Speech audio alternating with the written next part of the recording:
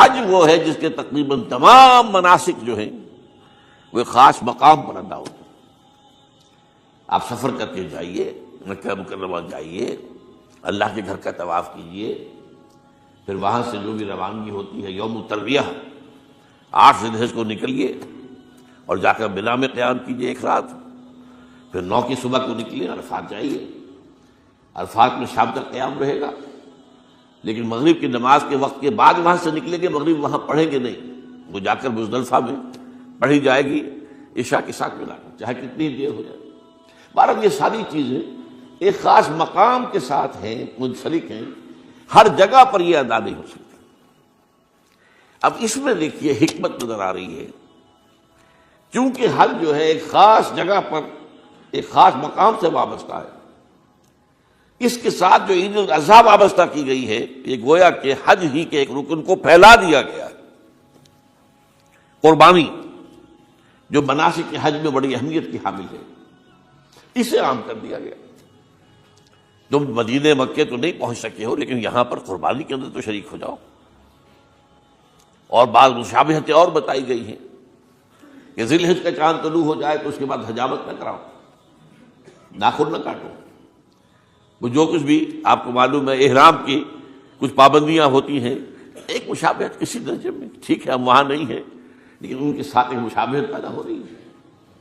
تو قربانی در حقیقت جو ہے عید الاضحیٰ وہ گویا کہ ایکسٹینشن ہے حج کی، کہ تمام عالم اسلام کے اندر جو ہے تمام مسلمان جہاں بھی کہیں ہیں وہ حج کے اس ایک منسک کے اندر شریک ہو جاتے ہیں۔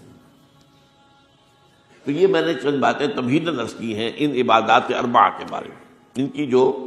ریلیٹو حیثیت ہے ہمارے دین میں۔ اب آئیے حج کا معاملہ کیا ہے، وہ پورا ایک خاص علاقے سے متعلق ہے اور ایک خاص شخصیت سے متعلق ہے، یہ بھی نوٹ کر لیجیے۔ چنانچہ جو آیات میں نے آپ کو سنائی حج کے بارے میں، ان اول بیت وضع للناس للذی بمکہ مبارکم وہدی للعالمین، یقیناً پہلا گھر جو بنایا گیا لوگوں کے لیے، یعنی اللہ کی عبادت کے لیے، کہ لوگ وہاں جمع ہوں اللہ کی عبادت کے لیے، وہ ہے جو بکہ میں ہے۔ بکہ اور مکہ یہ ایک ہی لفظ ہے، تورات میں بکہ کا لفظ آیا ہے، قرآن مجید میں مکہ۔ یہ تھوڑا فرق جو ہے یہ تلفظ کا ہو جایا کرتا ہے مختلف زبانوں کے اندر، جیسا کہ آپ کو معلوم ہوگا کہ آج کل جو عرب کے لوگ ہیں وہ قاف کو گاف پڑھتے ہیں، گل گم، قم کی بجائے گم، قل کی بجائے گل، اقول لک اقول لک، وہ گاف۔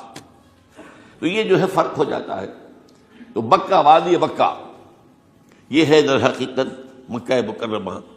تو پہلا گھر جو بنایا گیا ہے، اور اس کے بارے میں جو یہ عام طور پر مشہور ہے کہ اس کے معمار حضرت ابراہیم ہیں، یہ بات صحیح نہیں ہے۔ اس کے معمار اول حضرت آدم علیہ السلام خود ہے۔ اولا بیت ہے نا، پہلا گھر۔ تو کیا یہ ممکن ہے کہ آدم سے لے کر ابراہیم تک کوئی گھر اللہ کی عبادت کے لیے بنا ہی نہ؟ تو ناممکنات میں سے اولا بیت میں خود دلیل موجود ہے۔ حضرت آدم علیہ السلام نے اس کی تعمیر کی، البتہ اس کے بعد بعض سیلابوں کی وجہ سے یہ عمارت گر گئی اور کچھ جو وہاں پر آبادی بنی تھی وہ بھی ختم ہو گئی۔ تو ایسے آتے ہیں، آپ کو معلوم ہے کہ یمن میں جب ان کا ایک بند ٹوٹا تھا بہت بڑا، سد معارم، تو پھر وہاں جو اتنی خوشحالی تھی اور جو وہاں پر جو باغات تھے اور جو کھیتیاں سب برباد ہو گئی، اور وہاں سے لوگ جو ہے نقل مکانی کرنے پر مجبور ہو گئے۔ یہی یمن کے قبائل تھے جو جا کر شام اور عراق میں آباد ہوئے، یہی یمن کے 2 قبیلے تھے جو مدینے میں آ کر آباد ہوئے، اوس اور خزرج، یہ یمن کے قبیلے تھے۔ تو اس بند کے ٹوٹنے کے بعد اگر خدا نہ خواستہ اگر ہمارا تربیلا ڈیم ٹوٹ جائے کیا ہوگا؟ پچھلے دنوں خبریں آئی ہیں اخبارات میں کہ ہندوستان میں غور ہو رہا ہے اس پر کہ تربیلا ڈیم کو اڑا دو۔ وہ سوچ رہے ہیں پاکستان کو ختم کرنے کی سبیل کیا ہو سکتی ہے، تو بڑی سمپل ہے اور بڑا آسان کام ہے، بمبارڈمنٹ کر دینا جو ہے، ٹھیک ہے ان کا جہاز آئیں، کچھ کو ہم گرا بھی لیں گے، کچھ تو آ کر جو ہے وہاں پر وہ اپنے بم جو ہے وہ ہدف کے اوپر گرا جائیں گے، کیا ہوگا؟ یوں سمجھیے کہ جو سونامی کا آیا تھا سیلاب، وہ سونامی کا سیلاب آئے گا بھارت پاکستان کے اوپر، اور ہر چیز تباہ و برباد ہو جائے گی۔ کم سے کم یوں سمجھیے کہ تقریباً 100 میل کی چوڑائی میں، اور یہ سب جو ہے ریگستان بن جائے گا، ہر چیز ختم ہو جائے گی، خدا نہ خواستہ، خدا نہ خواستہ۔ دوبارہ سد معارف کے بعد یہ صورتحال واقع ہوئی تھی، تو اس کے بعد سے یہ جو ہے یہ اللہ کا گھر یہ جو ہے گرا ہوا تھا، اس کی کوئی اب صرف یہ کہ قواعد رہ گئے تھے۔ قواعد کہتے ہیں جو بنیادیں ہوتی ہیں، وہ پھر اللہ تعالیٰ نے حضرت ابراہیم کو بتائی کہ یہ ہیں وہ بنیادیں جن پر کہ وہ گھر ہوتا تھا۔ وَإِذْ يَرْفَعُ إِبْرَاهِيمُ الْقَوَاعِدَ مِنَ الْبَيْتِ وَإِسْمَاعِيلُ، ان بنیادوں پر حضرت ابراہیم اور اسماعیل نے مل کر دو معماران حرم نے یہ عمارت جو ہے دوبارہ تعمیر کی ہے۔ تو گویا کہ حضرت ابراہیم علیہ السلام معمار دوم ہے، معمار اول اس کا جو ہے وہ خود حضرت آدم علیہ السلام۔ فی آیات بینات مقام ابراہیم، مقام ابراہیم ہے، جو بھی وہاں گئے ہیں انہوں نے دیکھا ہے کہ ایک پتھر تھا جس پر کھڑے ہو کر حضرت ابراہیم علیہ السلام تعمیر کر رہے تھے۔ اب آج تو آپ کو معلوم اسکیفولڈنگ لگ جاتی ہے، بانس لگ گئے، یا آج کل تو جو ہے پائپس جو ہے لوہے کے اس سے لگا کر، تو جیسے جیسے عمارت اٹھتی جا رہی ہے اسی طریقے سے اس کے ساتھ جو ہے وہ چل رہے ہیں اور ان کے اوپر کھڑے ہو کر تعمیر ہو رہی ہے۔ تو اس وقت کچھ نہیں تھا، تو ایک پتھر ایسا تھا کہ جو خود بخود اٹھتا تھا اللہ تعالیٰ کے اٹھانے سے، یا یوں کہیے کہ ملائکہ کے اٹھانے سے، اور اسی پر حضرت ابراہیم کھڑے ہو کر وہ پتھروں کے اوپر پتھر رکھتے جا رہے تھے، اور اس کی وجہ سے اس پتھر کے اوپر کتنی دیر کھڑے رہنا ہوا ہوگا حضرت ابراہیم علیہ السلام کا کہ اس پر ان کے پاؤں کے نشان بن گئے۔ وہ ہے مقام ابراہیم، جو آپ نے دیکھا ہوگا کہ وہاں ایک بہت خوبصورت قسم کا ایک پنجرا سا بنا ہوا ہے، اور اس کے اندر وہ مقام ابراہیم ہے۔ اور جب بھی طواف کرتے ہیں تو طواف کے بعد 2 رکعتیں جو ہے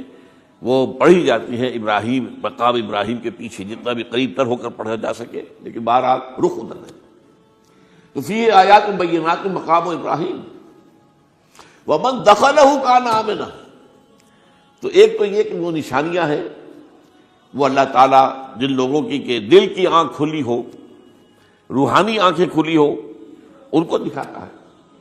اور ایک وہ ہے کہ جو ہماری ان سامنے کی ظاہری آنکھوں کو بھی نظر آتی ہے۔